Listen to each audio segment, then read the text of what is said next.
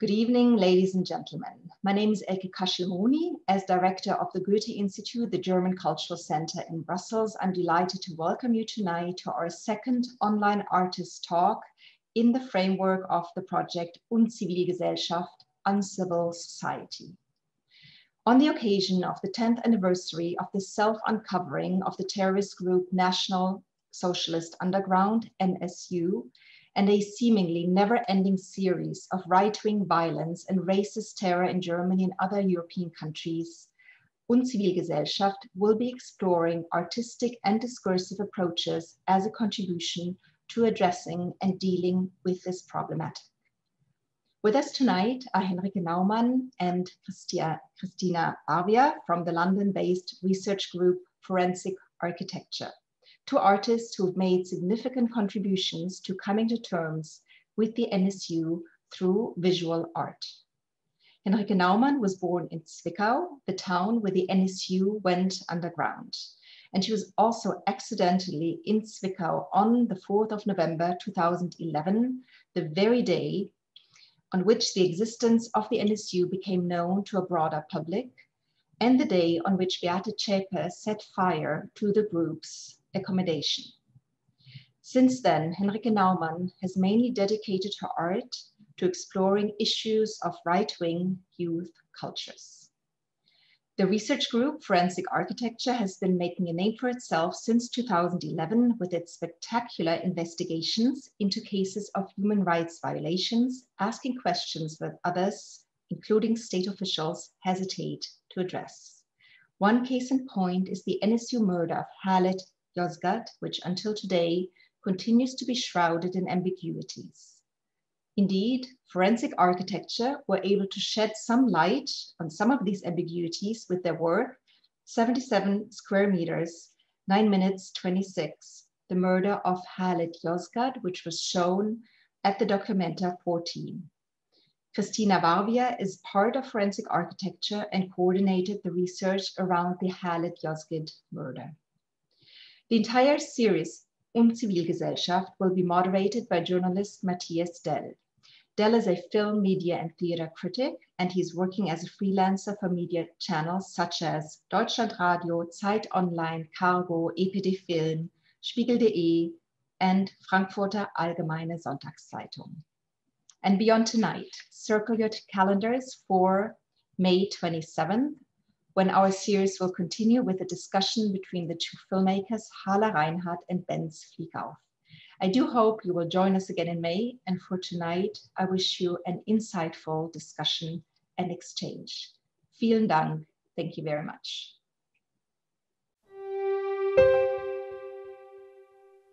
Welcome to the third part of the discussion series of Uncivil Society, a project that the Goethe-Instituts in Brussels, Budapest, Milan and Oslo are realizing together this year.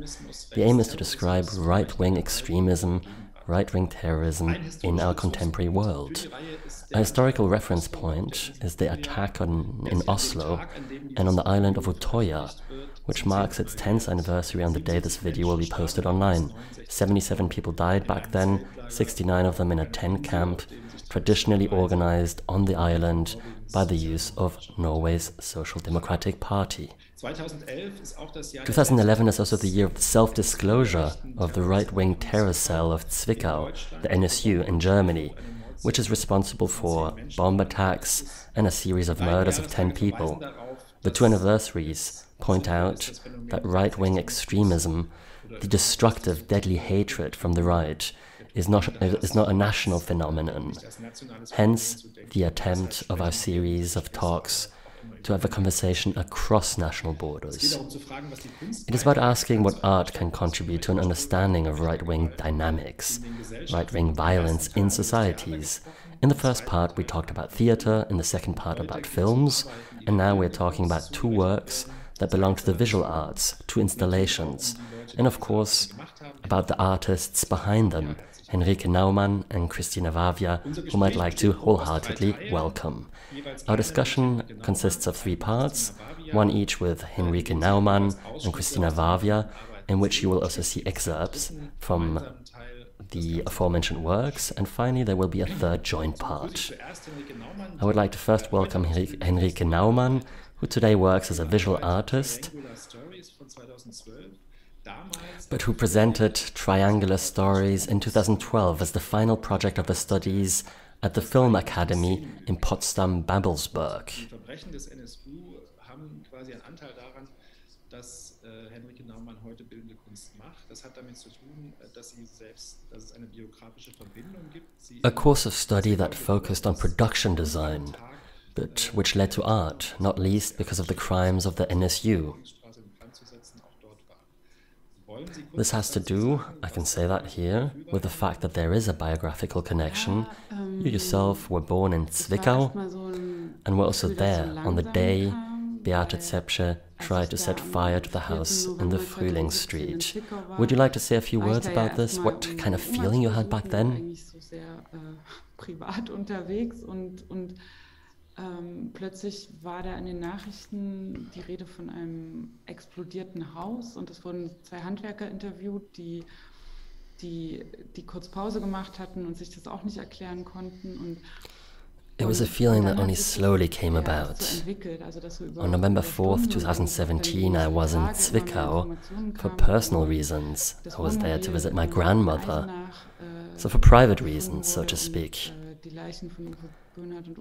And then all of a sudden, the news spoke of a house that exploded, and 2 workers were interviewed who were on a break and also couldn't explain what had happened. And then only things slowly developed over the next days and hours. More and more information came to the fore. The caravan was found in Eisenach, as well as the 2 corpses. Also die Tatsache, dass in der Stadt, in der ich geboren und aufgewachsen bin und in der auch meine Oma something stopped within me back then in Zwickau. Rechtsterroristen im Untergrund all of a sudden, at the end of my degree, I was no longer thinking about what to do, how to start a great career. Instead, I realized that the town in which I was born and grew up in, where my grandmother also grew up in, has had right-wing extremists feel safe and move around freely who killed so many people. Knowing that left a mark in my head, so I realized that my work, my craft and my art will firstly be something that I work with in order to deal with my own issues and to find a way to be able to deal with the town of Zwickau again and to be able to travel there again one of these days. And this created my way of working. A way that allows me to deal with problems as an artist, but at the same time my aim was to develop a language that gives access to topics to a lot of people that would otherwise be closed. Now it's quite a coincidence that you were there when this happened. Do you remember how you had found out about the other attack in 2011 in Oslo and on the island? That's an interesting question because I thought about this. I remember the feelings it triggered in me. This terror, this idea that you have politically active young people on an island and then all of a sudden somebody shoots at them dressed as a police officer. I remember the feelings I had. And I remember that feeling of disruption, but it wasn't just one moment in my life. There wasn't one event where I could tell you exactly what I was doing. It was more general, and I actually took a look at my emails from back then in order to see what I wrote back then on July 22nd, 2011, and it was all kinds of unimportant stuff. And then I also looked at what I wrote on November 4th, 2011, and I also wrote nothing particularly interesting. And then I thought, well, but this must have occupied me. So today I went through all my emails from 2011 and I thought, how strange. And then I saw on January 2nd, 2012, I wrote an email to my professor telling him that I wasn't going to be doing a classical cinematographic work, but that I was going to be doing a video installation on right-wing extremism. So it took a while, it worked within me, but then I thought about what I could do, how I can process this as an artist, and how I can find ways to speak about right-wing extremism, how I can translate this into a form that would bring about discussions. We are going to be showing an excerpt from Triangular Stories. We have a 2-minute-long excerpt which we are going to be showing. Aber jetzt schauen wir erstmal in diesen Ausschnitt aus der Arbeit Triangular Stories. Hey, du hast dich auf meine Beine gesetzt. Du setzt dich echt an die Vorder. Lass ihn mal Lass ihn mal zwischen die Beine. Ey! Das ist ein Fräulein, ne? Das Thema war ein richtiger Mann. Oh ja, geht gut, geht gut. Ey. Jetzt hat er schon eine Latte bekommen. Komm, greif mal weg. Ich hab jetzt schon einmal dahin gegriffen. Da ist nichts zu greifen. Ist das seine Nase? Du beweist hier. Das ist eine Missbildung. Der hat seinen Schwanz am Ohr, oder was? Ist das eigentlich was? Ey! Ey! 9000, los, ja, gib's ihm, komm! 9000 Schwein, los! Ey, komm, pack's weg. Pack das weg, Mann!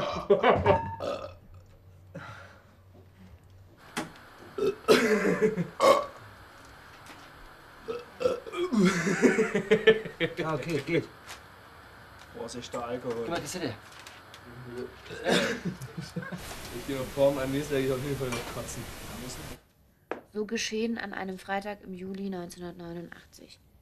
Claire kehrt nicht mehr zurück ins Leben. Die Diskodroge hingegen erlebt zurzeit ihre Wiedergeburt.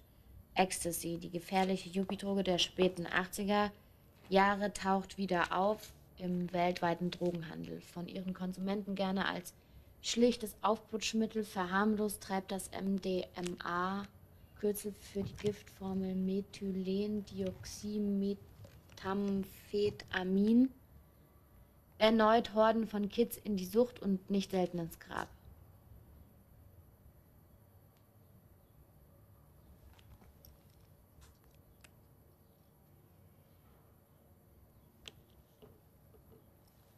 Ja, wie so ein scheiß Kanake, man stell dir vor, so ein scheiß schwarzer Kanake, komm, so ein scheiß Digga. Drauf, ja! Ja, richtig drauf, ja!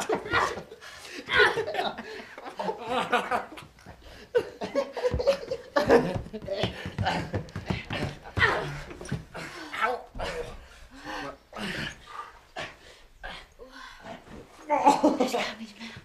Aber ganz übelst ein besser Plan. Wir müssen richtig posen. Los. Machen wir mal ein Foto, oder? Vor der Pyramide. Ja, Mann!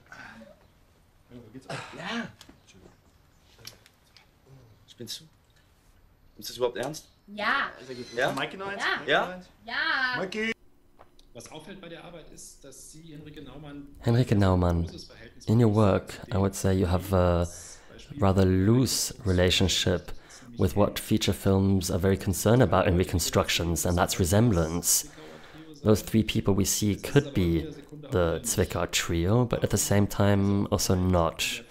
Why this openness when it comes to its resemblance to reality? Ja, also die Entscheidung mit Home-Videos zu arbeiten war... The decision to work with home videos war jetzt auch mit meinem Background von der Filmhochschule und der Szenografie. is also linked to my background. Die Frage, wie kann My question was, how could a documentary at the same time be fiction, but at the same time be a contemporary document? So I play with similarities and associations. That was my aim, that was important to me. At the same time, it was of course something concrete about the NSU.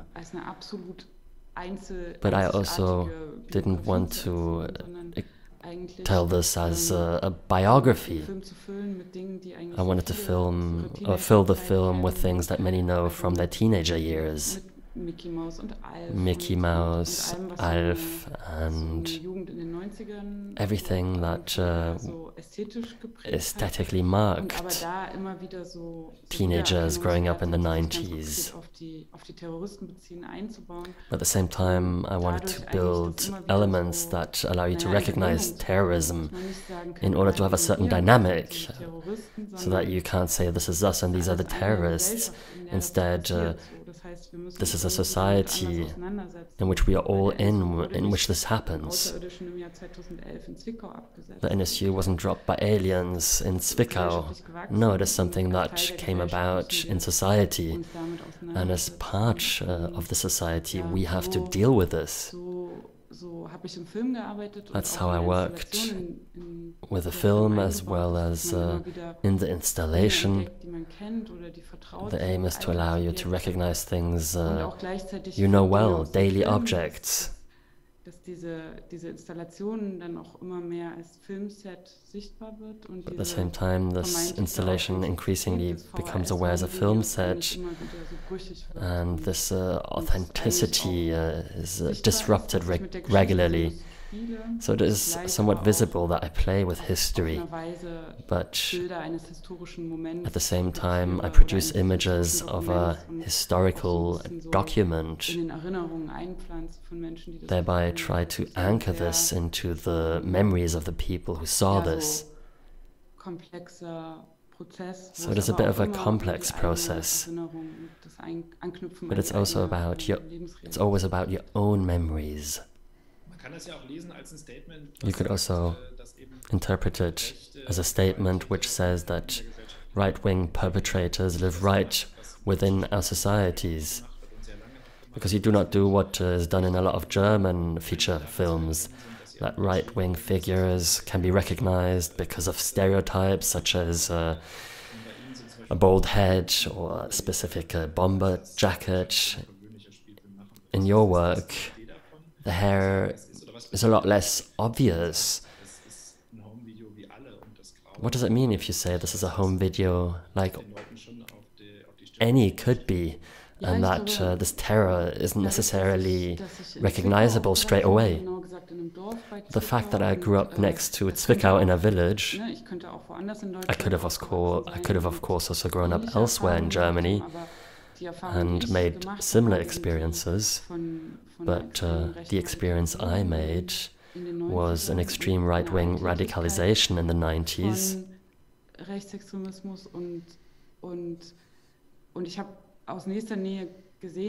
And I saw how people who I went to kindergarten or primary school with all of a sudden became a part of the right-wing scene. So this was a development where this demarcation wasn't quite as clear. I couldn't say this is them and this is me. No, we experienced the same things as children. So I asked myself, where, at what point did something change here?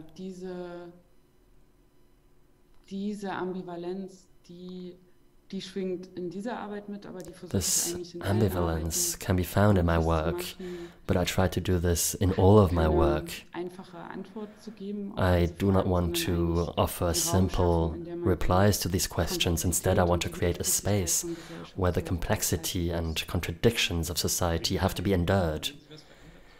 Can you find this point where something changes when searching? I'd have to offer a very simple reply to this, but no, this isn't something I can simply reply to. die Fragen zu stellen. I find ways to ask questions. Die Brüche in der Gesellschaft so spürbar zu machen. I find ways to make the ruptures in civilization and in societies visible.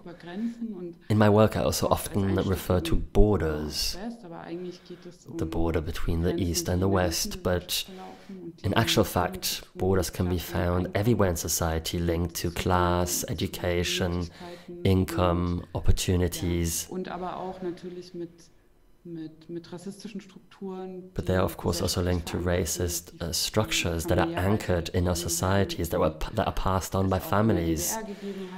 Und diese, ja, also da kommen viele Sachen zusammen. That were also to be found in the GDR. So many things come together here. So this isn't a question I can simply reply to. Merkt man die Szenenbildnerin, oder könnte man so sagen, oder vermuten, one central aspect in your work is furniture, or to be precise, a typical type of furniture, cupboard walls, or these couch landscapes we saw, with lots of colors and in these typical styles of the 90s. Now you could say that this depicts the time, but what kind of perspective do you wish for when people look at your work?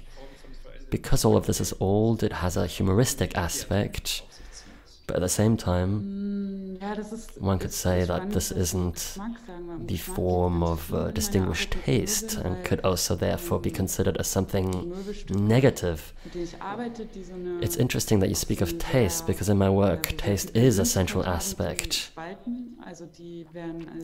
Because the furniture I work with also has a lot of personality and often it divides. It may be considered particularly beautiful or ugly or strange. But in a way you have to take position, you can't ignore the furniture, and I like that.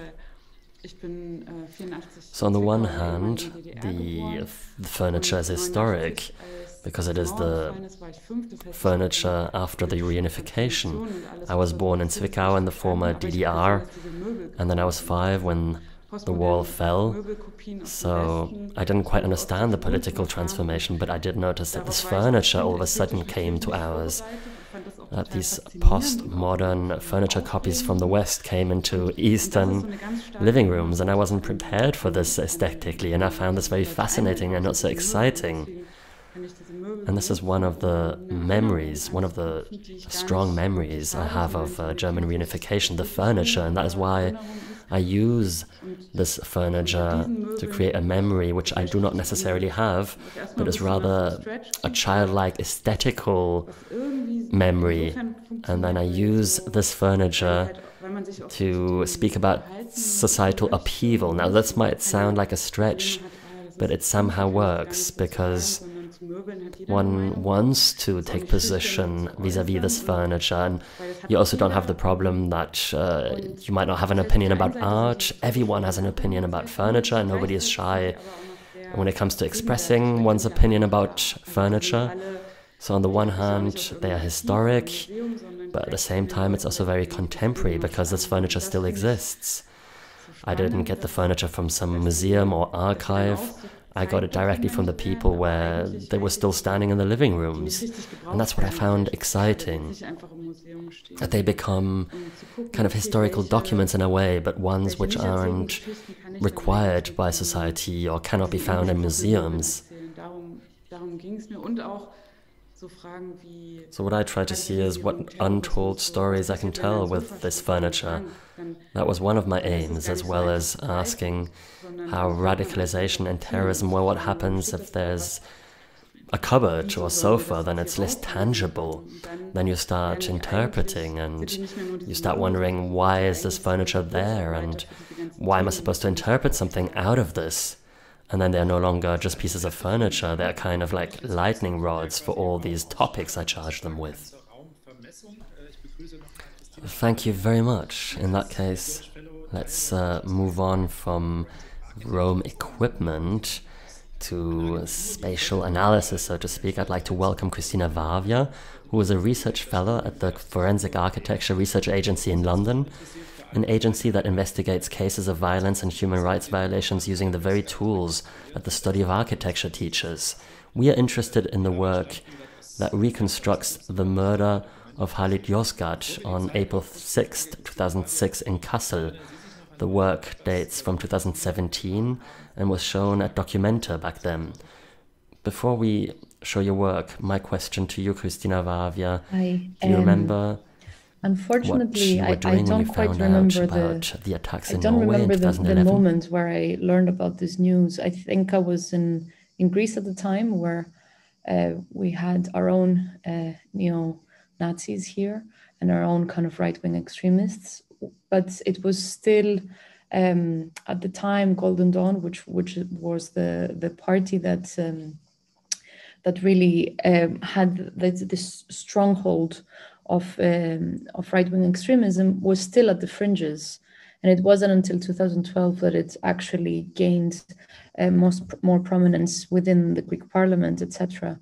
Although it was at the Greek economic crisis in 2009 that was rising into power, I feel like at the time it was always, for me, the topic of right-wing extremism was somehow something that I considered to be on the fringes. So somehow it wasn't really in my consciousness back then. And it was only later on that through work, I started to kind of connect those different movements and understand how they play with one another.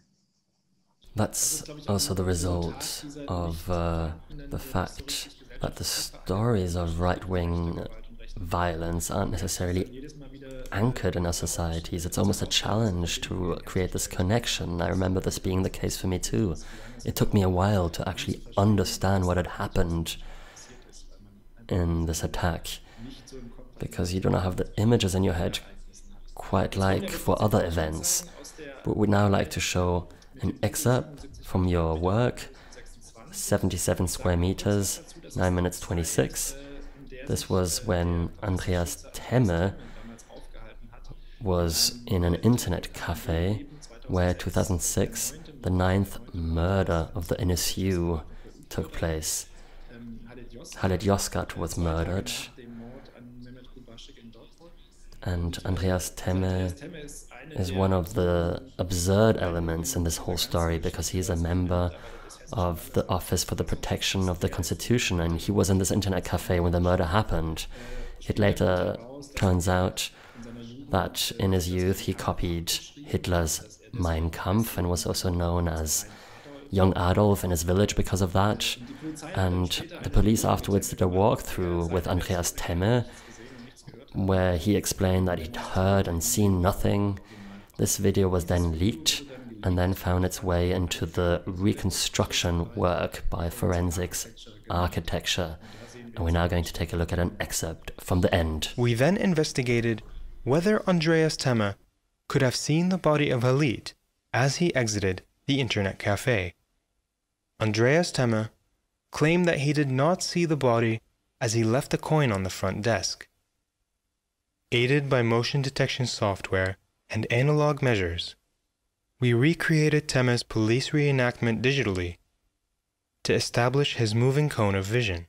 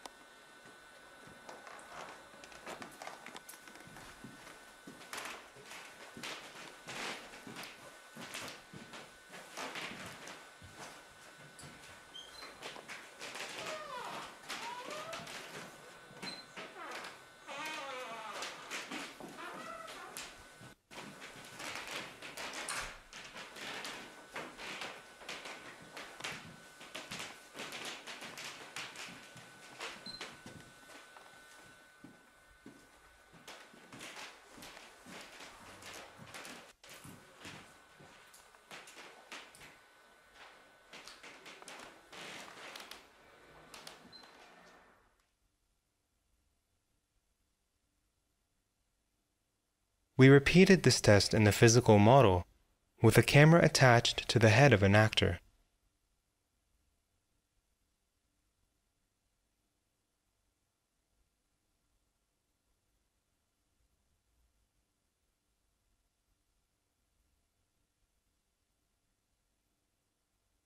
Witness testimony places the body in this position. We also tested for other positions in which Khalid could have fallen. All body positions would have been visible to Andreas Themme as he bent over the counter.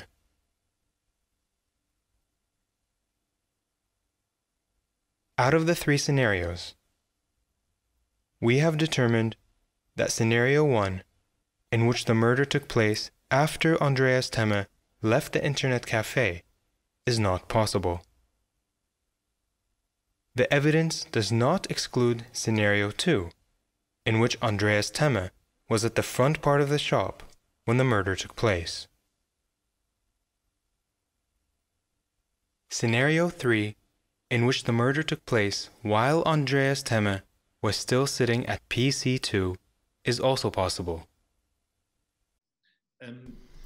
My first question is, how does forensic architecture work? Do you look for the topics, or do the topics look for you? Do they come to you? When do you decide to undertake such a reconstruction?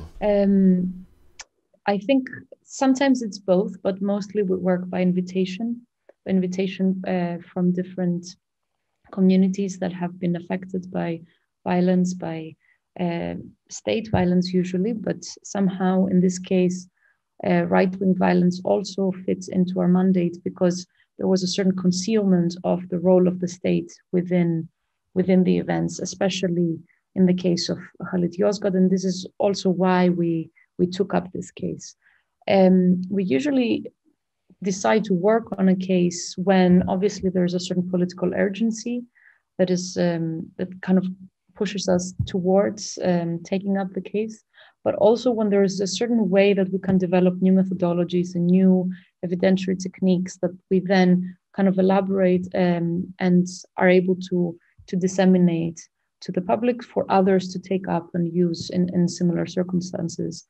So here we felt that there is a very particular question that has to do with the senses. Andreas Themme says not only that he didn't see the body of Khalid Yozgat or anything related to the killing, he didn't hear the gunshots, but also he said he didn't smell the smell of gunpowder from the two gunshots that killed Khalid. And he also elaborated that he's very used to handling guns and he would be able to detect that very specific smell quite easily. So then the question for us is, how could we visualize this sensorium? How could we understand and examine his own testimony and his own reenactment, and really question how much the state is involved in a killing as such, because he is a representative of the state.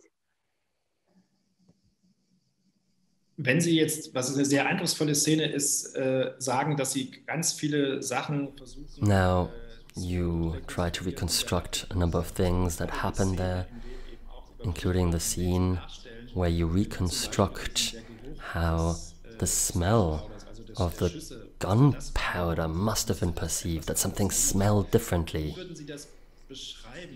How would you describe this research process? How far do you go? Because the result of your work is an incredibly precise reconstruction that considers all aspects. Is there a moment where you feel like you're edging extremely close to the truth? Or is it something where you constantly think, maybe we forgot something that could have also happened? That's a good question. I think we go as far as the research questions take us, and it's a question of also formulating what we can offer in response to the events. What are the holes in knowledge? What are the gaps? How could we contribute something that hasn't already been researched? Because it's needless to say that the NSU has been researched by multiple investigators and a lot has been written about it.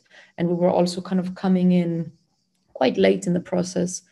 And to respond to the invitation of a people's tribunal, the Unraveling the NSU Complex, who have themselves built so much expertise in understanding what took place on those certain kind of 10 murders and all the events that surrounded them. So we come in not to offer kind of like an overview of those events, but understanding how those incidents connect with one another. We think about how we could investigate the specificity of a particular event and try to be as precise as possible, as you say, in order to be able to extrapolate relationships that are folded within that incident. So when we talk about 77 square meters and 9 minutes and 26 seconds, we're thinking about those particular spatiotemporal conditions, which are very precise, but within which we have all sorts of layers of politics that are folded into it, and all sorts of layers of details that will able to kind of send us to different directions in terms of asking questions about accountability. So to think about, for us, precision is key, and it's key in terms of a certain kind of politics of care. It's key in terms of trying to pay attention to the little traces that have been left behind in order to be able to extract the lessons that need to be learned from those cases. And to do that, of course, we have to collaborate with others. We have to collaborate with people who complement our expertise. We have to work with, in this case, we had to work with acoustic experts. We had to work with fluid dynamics experts. We have to reconstruct the whole scene of the crime, the whole internet cafe, in an abstracted version, of course, because it wasn't necessary to have a kind of a realistic view of the internet cafe, but rather we wanted the model the one-to-one model to act as a simulation of what could have happened. So we undertook these experiments in order to be able to answer very simple questions, and through those questions open up a kind of a wider discourse and political discourse about why is it that the German state accepted the testimony of Andreas Temme when it's so unlikely what he himself has reenacted, has testified through his reenactment.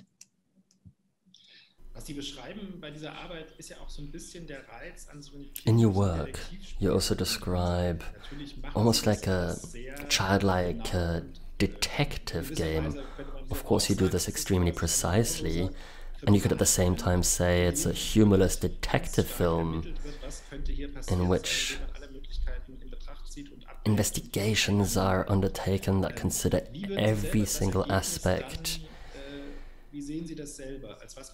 How would you describe the results? Because it was, of course, shown at Documenta, so you would say this is art, but at the same time, it also has a rationalistic component. You could also say it is a piece of evidence, and you also want to add something to the discussion. So how do you perceive it yourself, and what have been the reactions of people who saw it?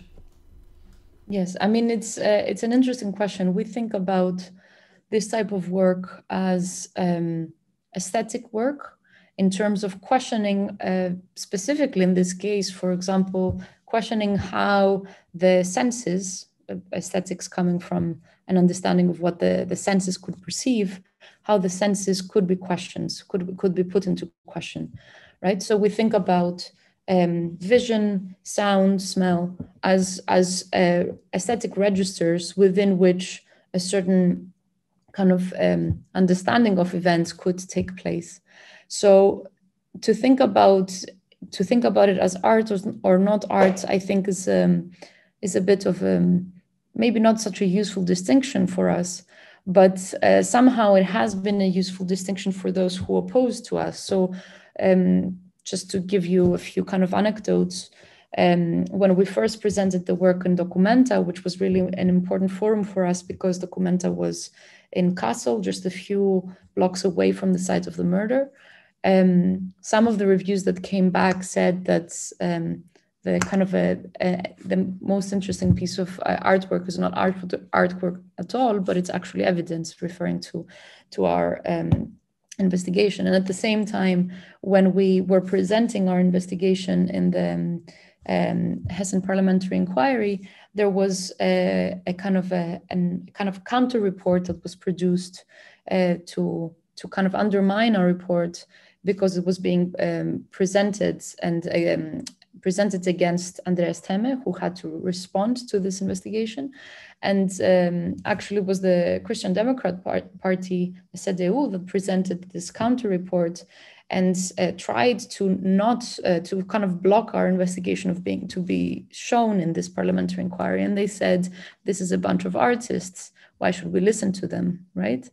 So it's this distinction actually seems to be kind of gaining grounds when one wants to underestimate the work, and when one wants to politically undermine kind of very simple questions that the community had for a very long time, right? And so it seems that for us to engage with aesthetic questions is also to engage in the specificity of the events, especially when the ones who are arguing against it, even Andreas Themme, was trying to hide behind the kind of elusiveness of aesthetics.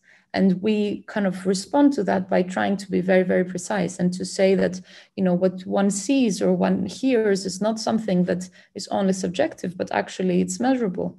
It's something that we are able to question with quite detailed instruments, and we're able to counter that claim. So it's a specific choice to work with that, and it's also a specific claim we have that aesthetic practitioners are able to argue for the truth and for evidence-based materials. For me, it was very interesting because I was actually there during the meeting of the investigation committee in the Hessian parliament when Themme was there to answer questions. And I'm still not quite sure what this meant. Whether this was a situation like in Hamlet, where the perpetrators are convicted because theatre is played to them, in which they in turn see what they have done and thereby betray themselves.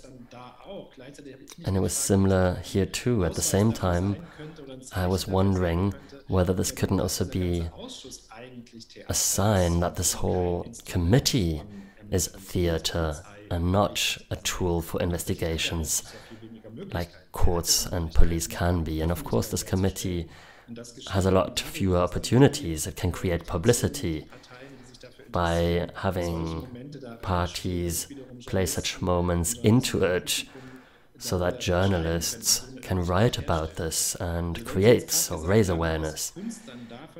Now, you just said that art is somewhat, or was somewhat dismissed by the CDU as something that is only art and not to be taken seriously. Does this mean, on the other hand, that art can also be something that helps people who would otherwise not have a voice vis-à-vis state institutions?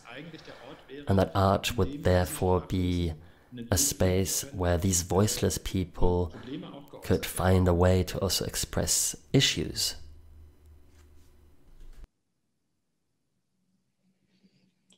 Yes, I mean, I think art's mandate is much larger than what a specific court case could allow, right? But at the same time, I think, you know, for us, there's no perfect forum. There's no perfect place where the truth about one incident could be played out. Each one has its benefits and has its disadvantages. But somehow thinking about, for example, the parliamentary inquiry, this is a place where it is a space of political debate. It is supposed to be questioning the politics around which a certain incident came to be, not just the specificity of that incident, something that the court case doesn't quite have, right? Because the court case is always the most specific one it can be. And this was part of the criticism that the People's Tribunal, that Unraveling the NSU complex, had against the court case for Beate Trapp and the others, because it was so limited in its scope. It was only about whether those few people were responsible for the crimes or not, and it wasn't asking the larger questions. And so the question then is, where can we ask those larger questions? Is it in parliamentary inquiries? Partially.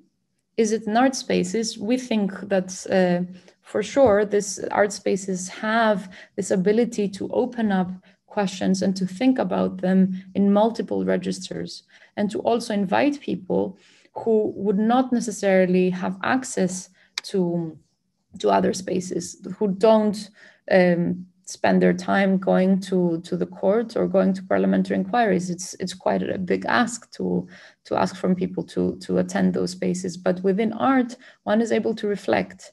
One is able to dissect different societal, cultural, aesthetic choices we use in order to understand those incidents around us.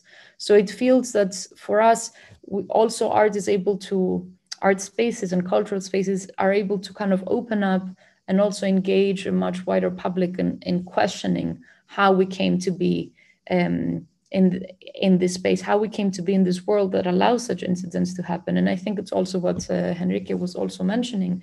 It's trying to question also our own position within that, and how, you know, it grows from those incidents, just happen from a world that we're all a part of.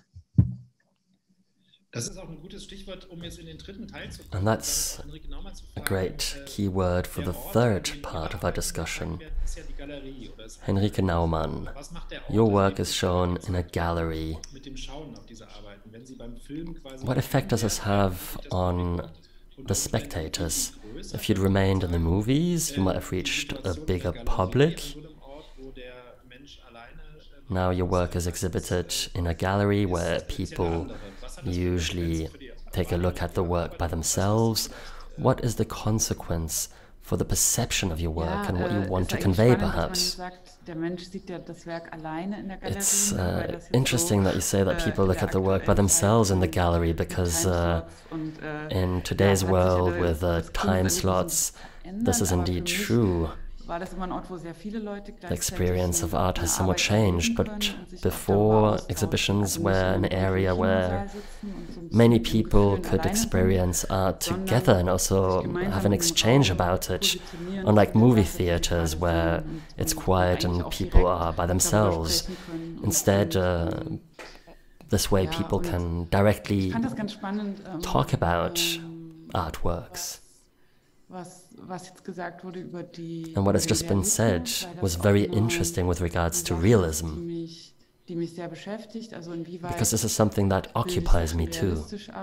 To what degree do I portray things realistically, or to what degree do I try to translate things? And what Christina just said is something that really made me think, that with forensic architecture, she didn't want to reconstruct the internet cafe in a realistic manner, because for me that would have been the first step. For my way of working, that would have been extremely important in order to understand the space, to feel it, and to also have the possibility to enter the space, especially for those people dealing with it. So I also wondered, why do I see this differently? And what you said about the senses is something I also found very interesting, that the aspects about smelling, hearing and seeing, and for me, it is important that this also finds its way into art, and that the artwork also has sense-like qualities, thus allowing you to have your own experience with the space and with the documents, which of course means you can't distance yourself from it extremely well. And perhaps that is also what drives forensics architecture to deal with state violence, and to try to sort this and to make this more precise. Und Antworten zu finden und Wahrheiten. And of course also to find so, replies and truth. And then I noticed, well, I actually look for questions.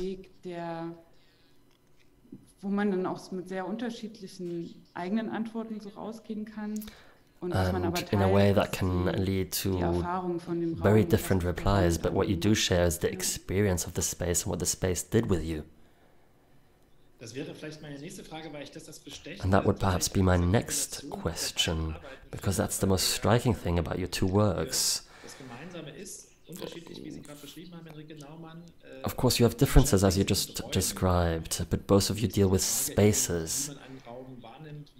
And the question how you perceive or understand a room or a space, how you make it visible, how you can perceive it.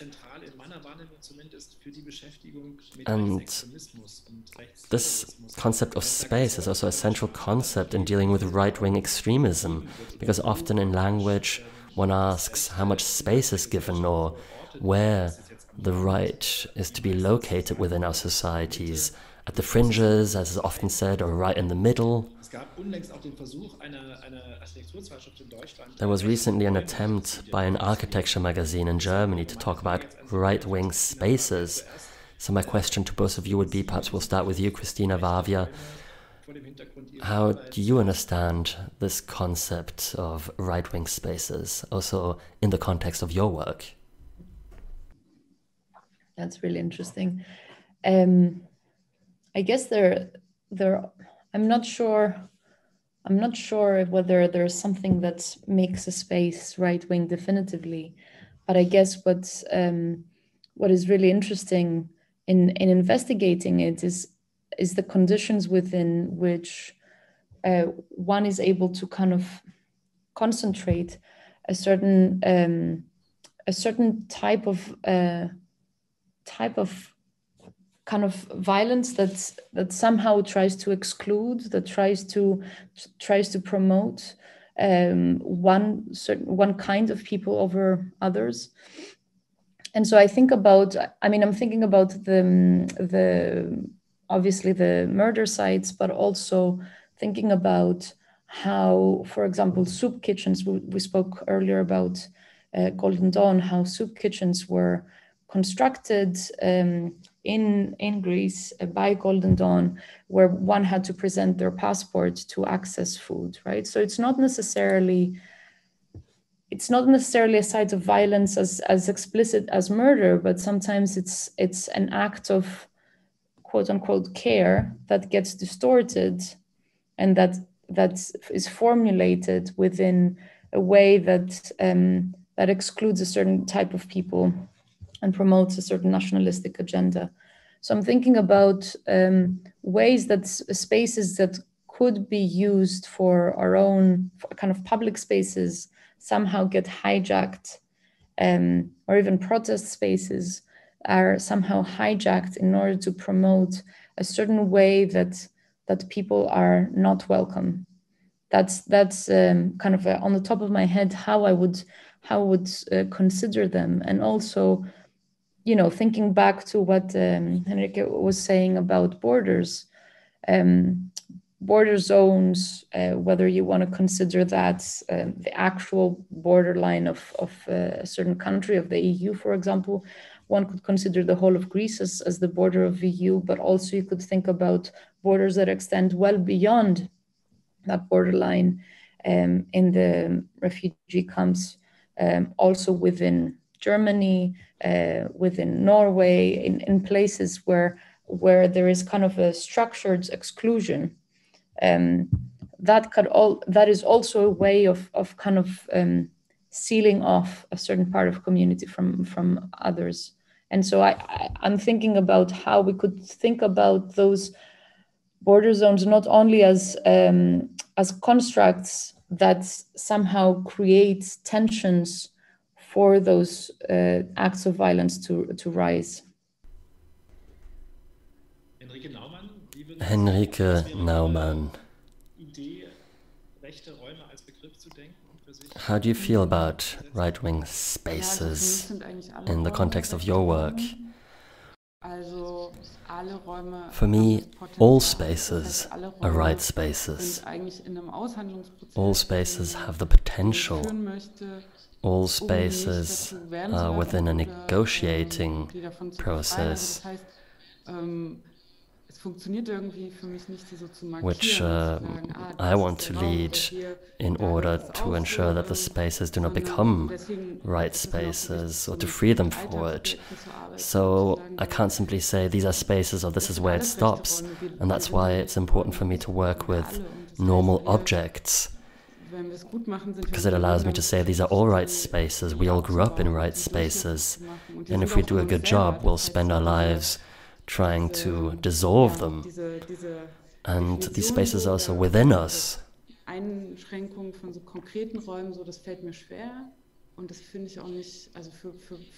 That's why I can't now demark specific right spaces. I struggle with that, and it's also not the right thing for my approach. At the same time, I'm very interested in these totally labeled spaces, because of course I want to know what is going on there. 2 years ago, I was in the House of the Art in Munich, and I developed a work there, and I also worked with original furniture from the Nazi days, which were still in the cellar. And I wondered, what is different here? What can I, or how can I read, or what can I read into this furniture? What role does design and architecture play? What's evil about them? And what I did in my work is that I mixed that furniture with furniture from Munich households, which we got via eBay. And then we brought these into relation with one another. And then, of course, you also start looking at all furniture critically. And this is the perspective I find interesting, that you assess and analyze everything. And I also really liked what Christina Varvia said,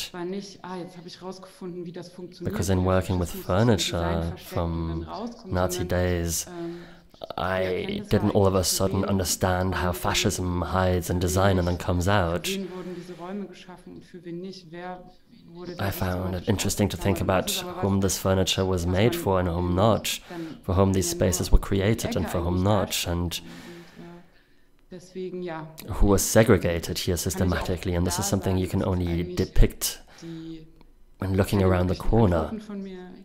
And that's why here too I can say that I do not offer answers. All I can offer is the experience of finding yourself in a space with this furniture, thus permitting a more critical access to one's own daily life. Now, this idea that we're constantly negotiating to what degree the spaces we live in are defined by the right, or perhaps even controlled by the right. Now, what share can art play? Because you could say that art is only something that affects our imagination, something that doesn't have quite the reality that a police investigation or a court case might have. Now, if you think about this being a constant negotiating process, what responsibility or contribution can art offer? I would say that art is real, because when you speak of societal negotiation processes, the question is, of course, how can we change our society? And for us, society stands for the people that live within a society. And if an artwork manages to change something, and even if it's just a change of perspective as to a specific thing, as of that moment, these are hard facts for me. This is reality. And if I wasn't convinced of this, I wouldn't do it. because producing art and doing exhibitions and speaking about it, well, since 2011, this has been a way of dealing with the world for me, and to also deal with things where I feel helpless and where I'm also scared on a political level. My work is a contribution to a field where debates can be had that cannot be had elsewhere. But yeah, no, it's definitely real. Christina, Varvia, how would you see this? I think if we want to think about the role of art within politics, or the power of art within politics, then all we have to do is think about what did the kind of great changes in politics have to do with art. We can think about propaganda, we can think about all of the materials that were promoted and all of the materials that were somehow banned from being exhibited, presented, etc. That's telling of how powerful art is, because somehow, as far as I understand, art is also able to create a certain imaginary, a certain way of perceiving the world that straightforwardly, not even indirectly, leads into a political imaginary, leads into a way of thinking about the world, creates visions of the world, and also creates questions, whether it's the right questions or whether it's kind of manipulated questions, whether it's kind of used for some sort of political gain or another. It's a different question. But the fact that there is immense power in that, I think it's something that we cannot really dispute when we see how militant different governments have been in attacking art, in kind of the different histories we have gone through. So for me, it's also thinking about how within those art spaces and with the tools, artistic tools, architectural tools also in our case, but in different kind of aesthetic tools, we're able to open up the space of imagination, but also open up the space of investigation and allow a certain detailed understanding of events that then helps inform people going forward into how they see the world. And that doesn't mean that those few cases that we select are enough to kind of formulate a kind of a worldview, but somehow for us, most of our investigations are also partly training into how one can examine an incident, a similar incident, right? So it's also part of giving viewers and participants and visitors who come and see our work the tools to think through similar cases. So I think that the power of the imaginary actually is quite important in the political world. So I absolutely agree. It's real in ways that are not perhaps as easy to articulate, but are definitely quite tangible. Jetzt ist es vielleicht ein bisschen zu konkret, aber ich versuche es trotzdem mal zu. Now, this might be a tad too concrete, but I'll try to ask it nevertheless at the end, because you just said that the artworks can allow for a new type of understanding, that they can be tools for other people. When thinking about the reaction to your work, was there anything where you thought, this is something new for me too? When it came to the reactions, when it came to the feedback, for yourself to understand what this work might have triggered? Is there anything that made this very interesting in the feedback you received?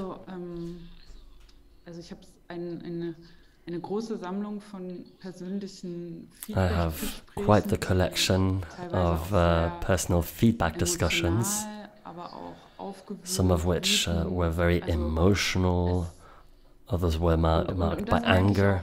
And that's something I do notice, that the work helps trigger discussions, and that it's a space where you can talk about these memories and experiences, and where you can think out loud and also feel out loud. Now, as for my Triangular Stories work, what really shocked me at first was that when I showed this in 2012 for the first time, many people thought that this was actual original material about the NSU, which was leaked to me.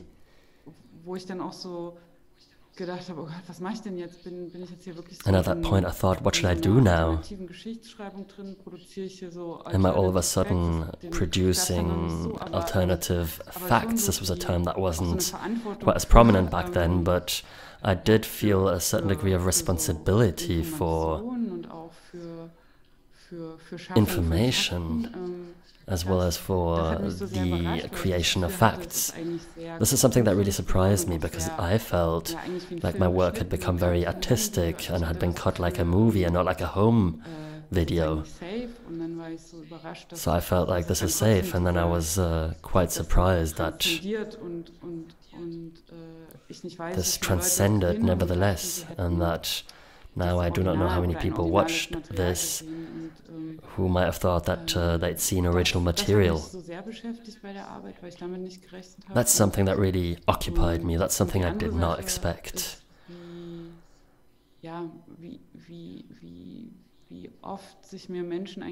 And then the other thing is that many people opened themselves up to me that I did not know, because, well, due to their experience with the installation, a certain connection is created that triggers memories and emotions.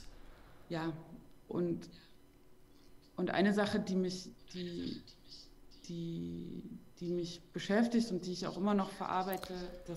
one thing I'm still processing is that visitors also sometimes told me that they were themselves part of the right scene and hadn't told anyone in the artistic context. So all these borders that we spoke about really never exist, basically.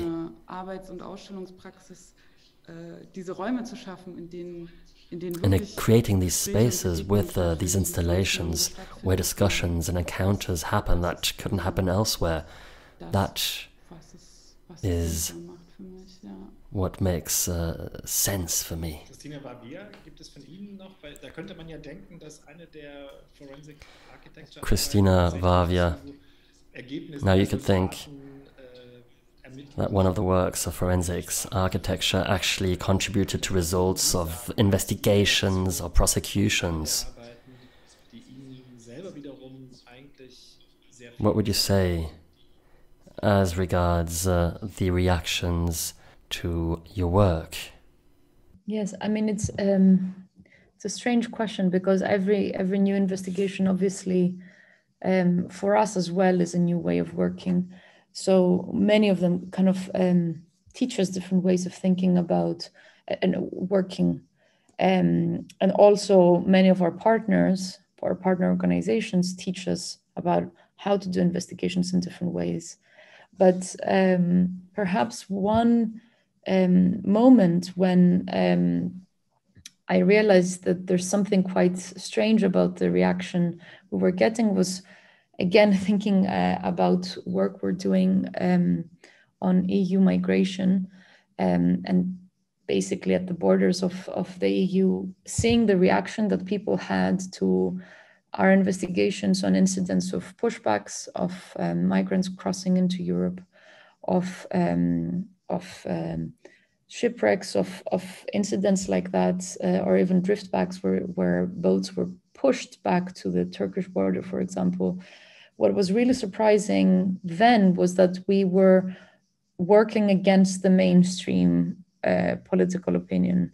So not only thinking about something as obvious as a murder everyone can get behind and call it out for what it is, a violent act, but thinking about somehow to push back and to send back people who have crossed into the EU, for some people is justified as a necessary act.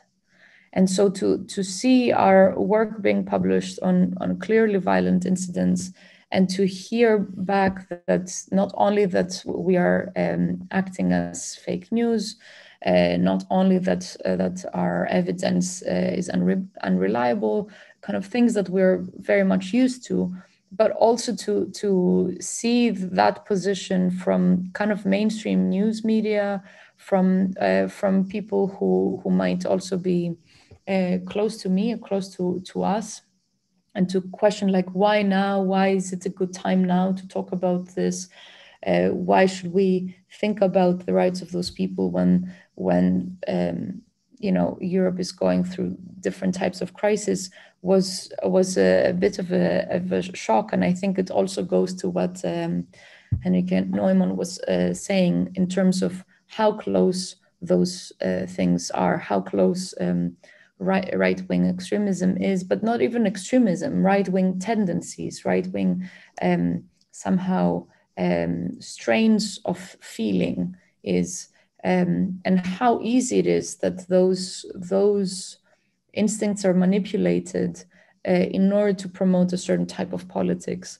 So that's, I think those moments is what makes the work more important and more crucial, but it's also really difficult to find tools to somehow re-engage with the work that is able to open up a dialogue and doesn't shut off those people who we would kind of traditionally disagree with. So it's really hard to do that if someone wants to reject or wants to see things in a certain way. But I think talking about specifics and talking about the details of a case and being quite precise about how we talk about those incidents at least gives us more